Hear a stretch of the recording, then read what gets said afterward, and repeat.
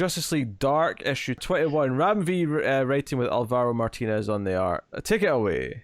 Which, Yeah, so first thing, glad to have Martinez back on the art, because we had someone else last issue, and I thought that was going to be the ongoing artist now that Ram V was taking over, and it wasn't bad, but this is better. Yeah, it's better. Also, so I didn't know if you covered it last time because I wasn't here for the last one. Yeah, so, but yeah, no, this is exactly my kind of stuff because it's dealing with the Parliaments of Life and the chaos that's being sown through them. Yeah, I was a little disappointed we didn't get more on the zombie mushrooms, because those were cool. Yeah, those are cool. I mean, but we do get a cool action sequence with Wonder Woman running through, trying to stop them, knocking them down the stairwell. Yeah, down the stairs. That was a really inventive page, and the way it lay out is you just have her at different points on the staircase. Yep, that was all fine. It was really nice to follow. And we're getting it opens with some back swamp Louisiana, Abby Arcane, always feeling like she didn't belong, but she didn't know why. So I liked a lot of that. Like, yeah, the usual stuff. It feels, it definitely feels like Ram V knows these characters. Yeah, definitely. So there wasn't much of a drop off from where Tynan was doing the stuff, which I appreciate. There was one moment with Zatanna that I questioned, and then went, nah, I can see it. I'm down for it. Yeah. I'm not sure I'm not sure if it works with the rules of her magic. I'm not sure that's quite how it works. You're talking about the Bohemian Rhapsody moment? I am. Yeah. So, although that could have been a mistake, there could always be something that's fixed later in an updated, I mean, it was just, it threw me a little bit. I went, can it work this way? Is it? What it basically told me is it was more the intent rather than what she says, which is a classic magical trope. It's what you mean to do, not what you actually say. That is more important. Which I thought was a fun moment. But yeah, so they're partnered off still. Constantine goes with her. They're going into the rot, which I thought him knowing where to go into that old psych hospital, where it was, real dark things have happened here. There's a place where the rot would survive. And so he uses his, Constantine ways to go in. Key. Yeah. Yeah. And they go into the rot, and when they're there, of course, they get attacked. And that's where she recites, and Zatanna recites lyrics from Bohemian Rhapsody. I love it because I don't know about you, but I always read her stuff backwards. I take the time to work it out. And that first word, I was like, well, that's not, because a lot of her words are really common things that I can just glance at and get. And I was like, what is that? And then I was like, Galileo. I was like, why is she saying Galileo? Yeah. And then it said very, very. I went, oh, I get it. Yeah. Right. So your issue here is that she does the lyrics backwards instead of just saying the words in order backwards.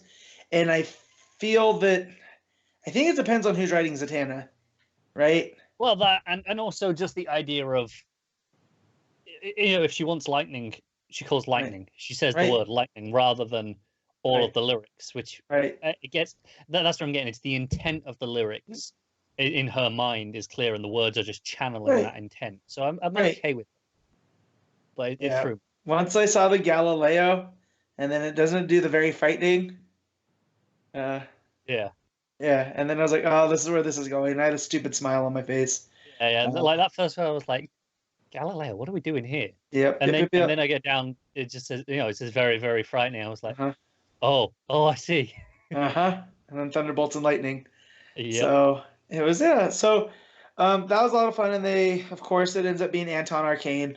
And he's trying to take his, champion of the rot, or what was it called?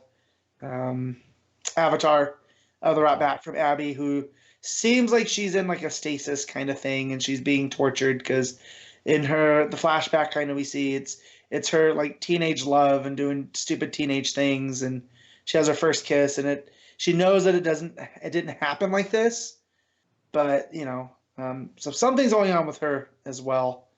And then we have not Fate, Kit Nelson, who's in there with Floronic Man, trying to keep him at bay, and Floronic Man trying to tell him that he knows what's going on.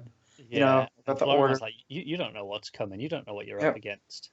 And so it makes me wonder what we're up against. But and most of the action really takes place with Wonder Woman and Detective Chimp and Animal Man, with the zombie fungus and trying to help these people. And it looks like Animal Man not being able, to control. And then he reaches into the red, into his stasis field, and pulls out a flatworm so he can, do what he needs to do here and connect.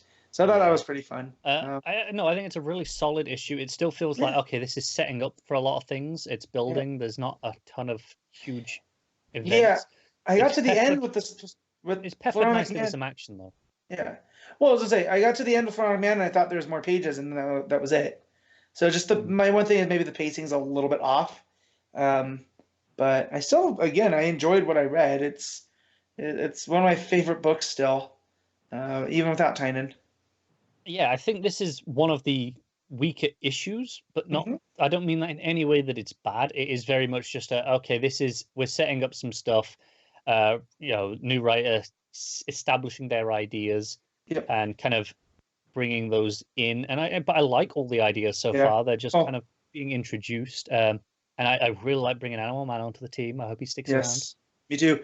I just and too with what Soul did with the different parliaments, how he kind of Green Lanternized it, and we saw the gray, and then we saw the information one. I forget what they were called. But yeah. So if we're seeing all these different parliaments showing up here, and we're going to have this new, this book's always been about using the chaos of magic to bring order. Yeah, and it's a lot of balance. And the whole idea of the Parliament of Life is it's representatives from all the different parliaments. Right. And I think that's really interesting. And just see how it'll go along with it. I almost feel like, what if the green has gone rogue? Because that was the thing that Soul introduced. Like, every so often, one of the parliaments tries to supersede the other and gain control over everything in a kind of Game of Thronesian kind of way. And like, what if this time it is the green, and that's why they chose Jason Woodrue? That's it. It's usually the rot that goes rogue, but it did establish that no, it can be anything. Right, and and now that we have the gray with the fungus trying to take over, to them, like, what happens if there is no avatars and this is what happens, and they all need somebody. But really, really enjoying this. A lot of fun. So what you giving it, Connor? It's real solid. I'm giving it a 7.5. All right, I'm giving it an 8. I think I enjoyed it a little bit more than you did.